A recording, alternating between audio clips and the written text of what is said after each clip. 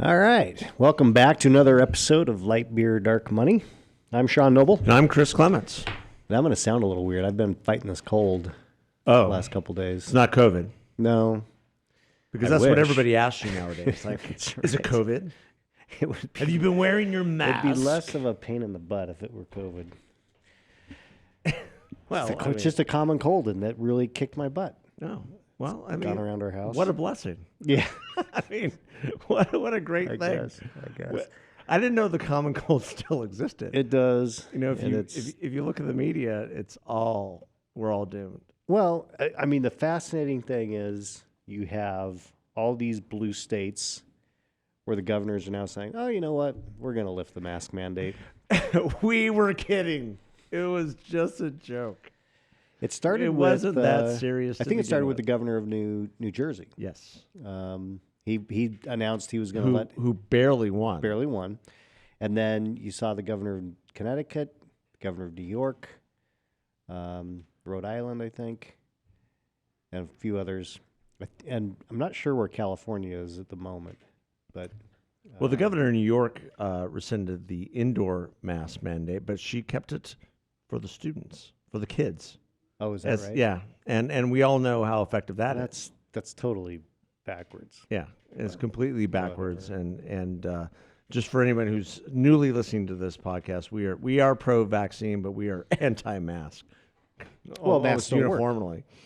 I mean, all I have to do is look at what the World Health Organization and all the countries in Europe. Yeah, I mean, no kids under 6 have masks. yeah. And And they don't use masks in schools. And it was reported in the Daily Mail. I mean, the UK is rolling back almost all their restrictions. They're done. yeah. They've had enough. And I think it has a lot to do with the power of the people. Just people rising up. There's protests. You know, we see what's going on in Canada right now. And The headed truckers. to heading to US. Heading to Washington D.C. Apparently, they're going to go to L.A. for the Super Bowl. I've Really? heard that the convoy is the DHS is saying, oh, we got intel that the truckers are going to go to try to disrupt the Super Bowl Well, I and then wouldn't go out blame to them. D.C. Well, I think the frustration is you've had all these different workers who were designated essential during the pandemic, and then now they're not so essential, whether it be healthcare workers or truckers or whomever else. Now they're not so essential, and they need to take the jab or else they're going to lose their jobs. Well, what's happening in healthcare, we've seen over the last month, is they're calling back healthcare workers who got fired. All right. And who may or may not be vaccinated because they don't have enough people to take care of the people Well, not who only are that, genuinely sick. if you get COVID and you're a healthcare worker, they say, oh, well, come to work anyway. Yeah.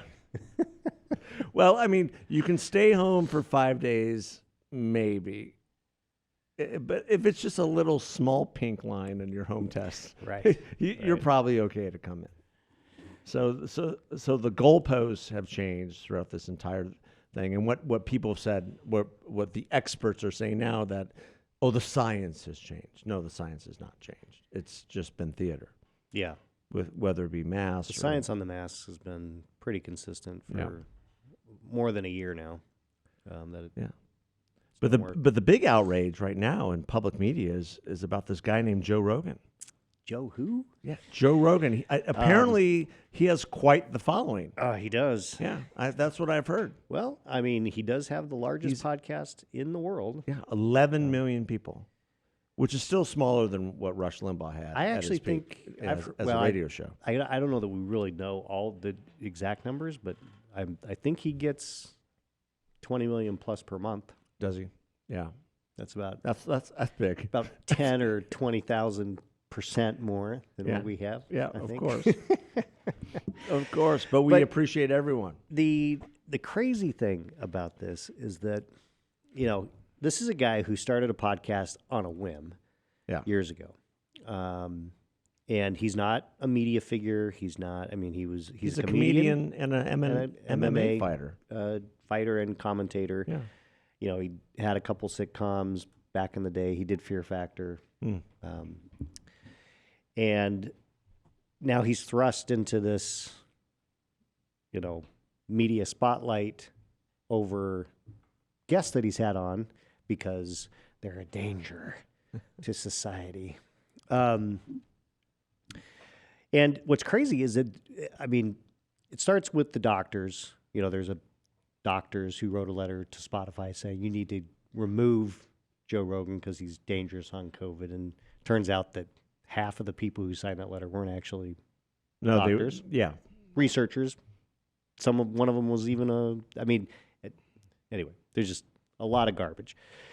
And when they realized that it wasn't going to have any impact, then there was an actual concerted effort by a left-leaning super PAC to try to piece together, like they did a video of all the times he used the N-word, mostly quoting other people, you know, to try to shame him. And Neal Young, you know, said, I'm pulling, you know, it's either me or Joe Rogan on Spotify. Well, most people said, Neal who? Old man, look at my... I'm not going to sing it. And the irony with Neal Young and, you know, other old musicians these were the counterculture musicians. They were always 60s standing and up 70s. to the man. Yeah. And now they're the man. Now they're the man. Well, Neal Young is, and no one's called him out for it. I mean, he sold his music. He cashed out. So there's a question whether he even has control over that anymore.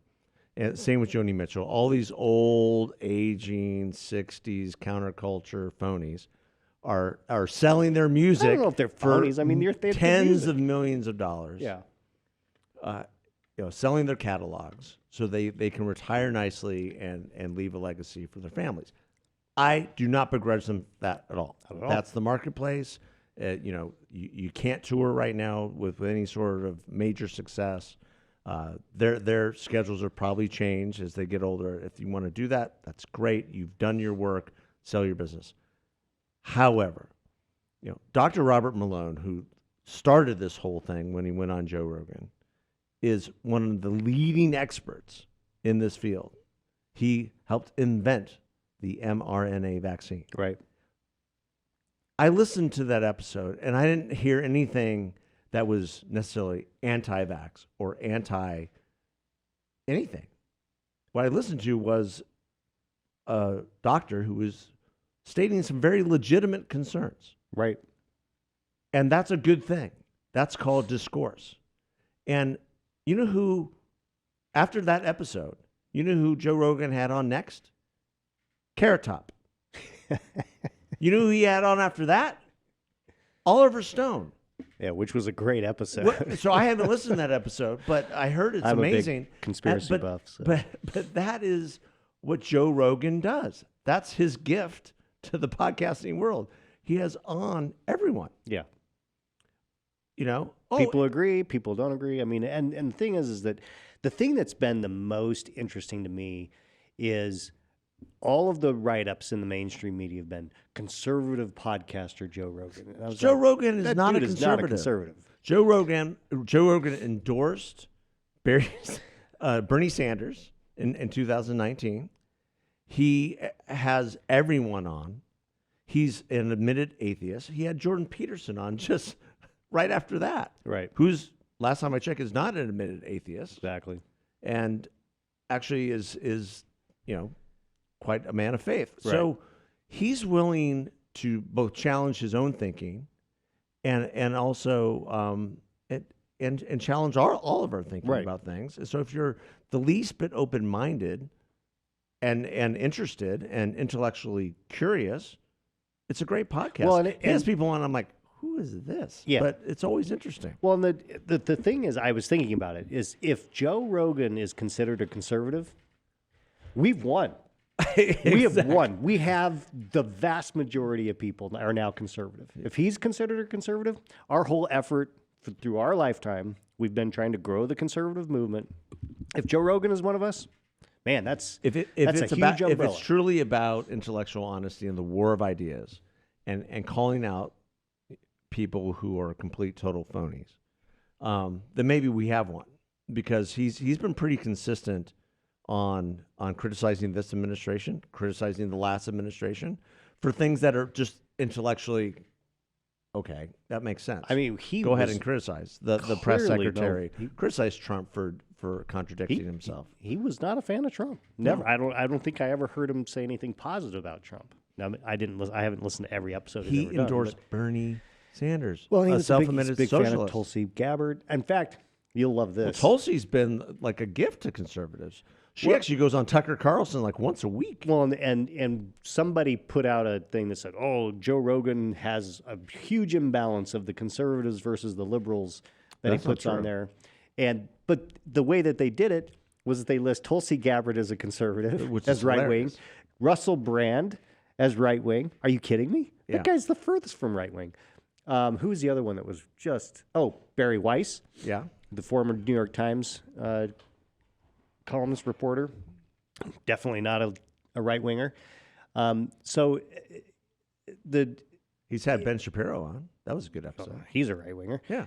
Well, there's the balance right there. Well, you have three or four left wingers, and then you got Ben. Well, and Ben he's had pretty others much on. is I mean, it's the point is, if he is considered right wing or conservative, then man, the dynamic in this country has changed significantly, and the progressives are a much smaller group of people than they realize. Well, and they're much louder, which is why well, they are loud.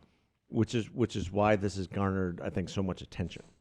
Is here's somebody who's having people on that do not confine to their orthodoxy with regard to COVID, and therefore needs to be canceled. And then they put together this whole different montage of him saying the N-word, which we will not say on the show, but it was a montage of him either repeating what other people have said or taking a bunch of things he said out of context. Right.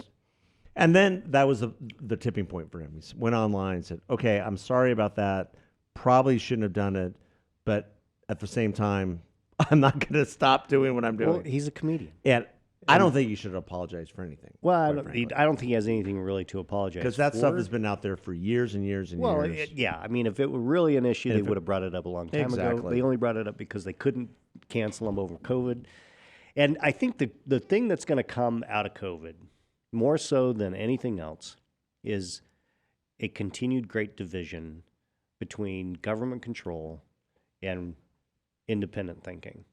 And this is where the lines are drawn. Yeah. I'm telling you, George Orwell would be flabbergasted at how right he got it Yeah. when he wrote 1984. 60 years ago? Our producer, Robin, is sitting over there nodding. I mean, he has got to be, wherever he is, looking down saying, what in the world? How Yeah. is it possible that I was that dead on? I mean, even to the point where Well, it's like, it even- doesn't take government to silence people. Mainstream media can say. I mean, he wrote this 60 years ago. Yeah. And that's what they're doing. Well, I mean, George Orwell was brilliant. But when we were young and we were reading all that, and especially 1984, because we lived through 1984, and that was the Reagan years, and we are far from that. There was another book that we read in high school, and that was Fahrenheit 451 by Ray Bradbury. I think we're right in there. Yeah. I mean, book burning, yeah. ideas, Well, and- sitting in our homes watching our screens. Yeah. I mean, he predicted that completely. Well, and I think that Our one wall. We watch our wall. That's right. That was and that's what quote. we do. One of the things that I was thinking about this morning was there is clearly, like I said, the COVID thing has created this great divide, but I think that conservatives need to be careful that they don't overreach because, we're hearing about parents who are protesting certain things in the curriculum. Totally fine with that. Parents should be a part of the development of curriculum for their kids. Anyone who says parents shouldn't be involved in their kids' education misses the whole point of education, because you have these teachers say, and administrators and union members say, "Oh, well, parents should not be involved in public education. That's why it's called public education." No, it's public education because it's paid for by the public. And I wouldn't but even that doesn't call it mean public education anymore. I would call it government education because that's essentially what it's become under the pandemic, and that's why parents are so outraged. it's union education. Is what it Yeah. is, not even government. Yeah. So the But I think that we have to, as people, we really got to find that space where we can have an open discourse of differences of opinion and do it in a civil way without trying to cancel each other. And that means that there's going to be some books that are available at the library that you may not want your kids to read. Well, then you have that conversation with your kids. You don't say to the library, you need to ban that book. Yeah. I mean, I think they're clearly, you have to be careful about what books are in front of kids that are very young. But that's what parents involve. I mean, the key is parents need to be more involved in their kids' education. And I, you know, with my first batch of kids, I was pretty involved for a while, but then I was very busy and I Sure. didn't get as involved. And so it's a lesson. And I think that that's one of the things that, You were building the Sean Noble dark money empire. yeah, something like that. Yeah. But No, I think you're absolutely right, and I think what's happened during the pandemic with Zoom education and moving our kids to the virtual classroom is parents all of a sudden started paying attention to what was coming across the Zoom. well, they saw for the And first saw time. for the first time, wait a second, Yeah. what are you learning in school? You're not learning that. That's not what we teach in our home. And then it began to steamroll with critical race theory and transgender education and gender dysphoria, and people began to wake up and Yeah. take notice I of would what's bet- happening in the schools, in the public schools I would- specifically. I would bet that parental involvement in parent-teacher conferences over this last year has gone up significantly. Are they having parent-teacher conferences Well, in public schools? Yeah. I mean, Hopefully. I think they are, even if it's by Zoom. But I'll bet more parents are engaging in those. I mean, Oh, I know yeah. that, for lots of parents, like, kid's doing all right, don't really want to take the time. I think it's important as parents, we need to take the time. Yeah, I mean, it's just the bottom line. and I think there needs to be continued push on our side, on the conservative side, for choice in education, for charter schools, for parochial schools, for any other choices that we can help people make, and education savings accounts are an important part Yep. about that. The growth of charter schools, the biggest question that one of the biggest questions that exists in New York right now with the election of Eric Adams is, are you going to allow more charter schools to flourish? Because most of the schools there are failing, along with the society in general in New York. Yeah. That'll be interesting to watch. That's for sure. I think, the states where there is more choice for parents are going to be the ones that I think come out of this better. I mean, I think education in California is, we're not going to see how badly the impact was for a number of years, but it's going to be very interesting to watch what California education looks like in a few years versus other states that didn't lock their kids out of classrooms for 2 years. Yeah, California is an interesting case study because it was 2 years. 2 years. 2 freaking years. Yeah, and how many of those students can they not find now? How many have just dropped off? Well, I don't know this stat. I'd like I to think know. that, there was something I read, this is a number of weeks ago, maybe a couple months ago, that basically there's 1 million kids across the country that gone. Yeah, it's criminal. And, Amazing.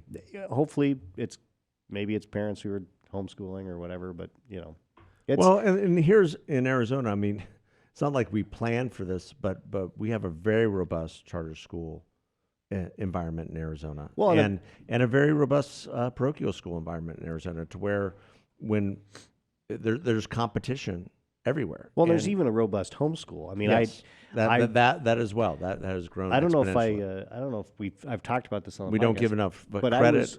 I was homeschooled for a few years, way back when it was not, not a when very, it wasn't cool. not a very cool thing.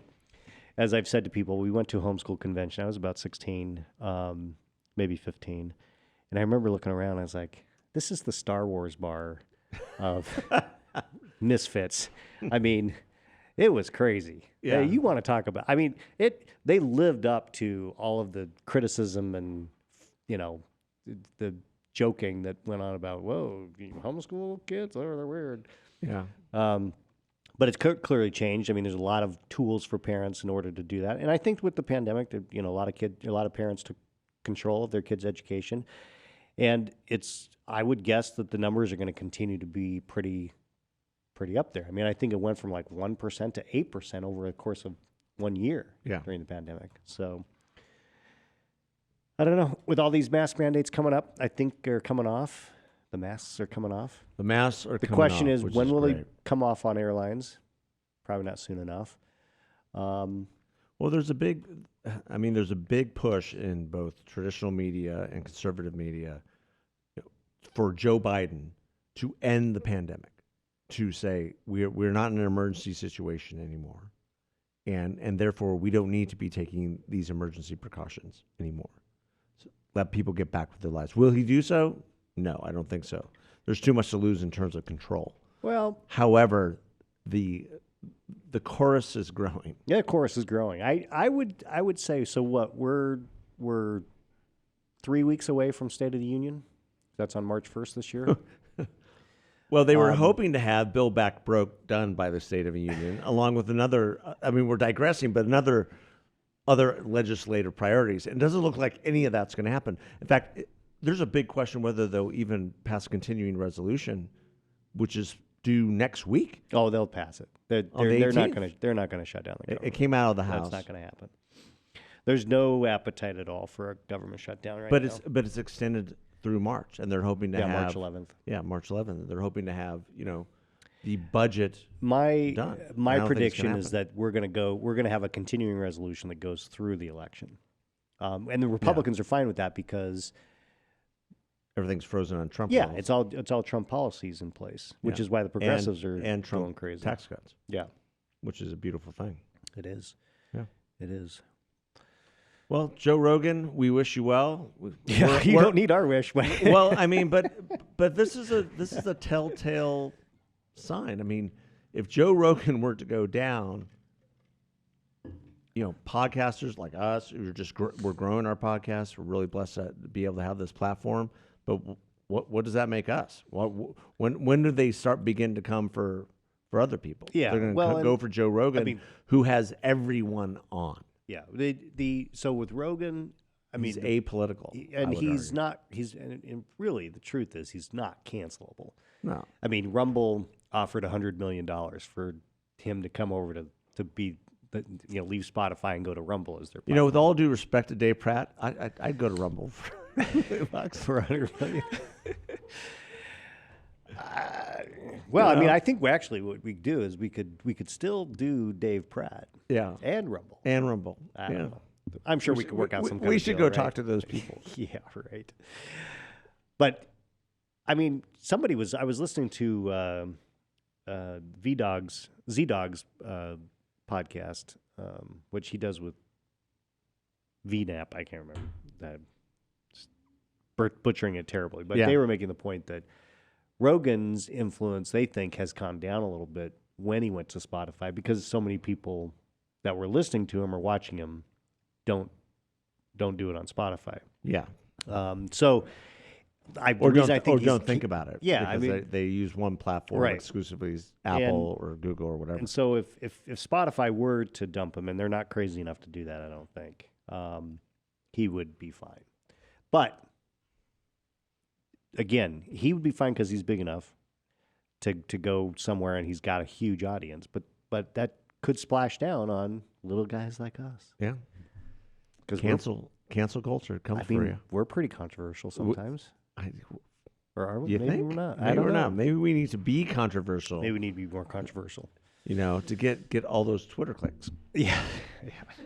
We need to be more controversial. Yeah. I don't know. Anyway, Alex is nodding his head like yes. Oh, he's all about the clicks. Yeah. Be more controversial. Say crazy stuff. Okay. We can start cussing. No. Well, I've done a little bit of that. You did some F-bombs. I did. Say more crazy shit. Okay. That should be the theme. Say more crazy shit. Don't agree on something. Just say crazy shit. Just say stuff. All right. Well, until next time. Yeah. Well, God bless Joe Rogan for standing up for the little guy, for the rest of us. That's right. And for having really obscure folks on that challenge the status quo. I think that's a good thing. And Whether you're for having conservative or liberal or somewhere in between. freaking hilarious people on it. Yeah. If you want to laugh out loud multiple times, just listen to any of the Tim Dillon episodes. Oh, you just had Tim Dillon. Yeah. Oh my Yeah. gosh, that guy's so funny. Ugh. Yeah. All right, He had Gaffigan Maybe- on the other day too. That was funny. Gaffigan. I don't know. Oh, it was He's funny. he doesn't. He's funny, but he's not as funny as he used to be. I think he's not. I think he's getting old. Yeah. Well, having a house full of kids in New York slammed in there. We'll do I mean, that when you with put 6 kids in a Yeah. 1-bedroom, in a 1-bedroom house, it's that'll going to do drive that for anybody you. crazy. I wouldn't be here for sure. All right. Well, the comedy show will be coming back to you again. Yeah, maybe not. All right. Thanks for for- listening, everybody. God bless. Have a good one.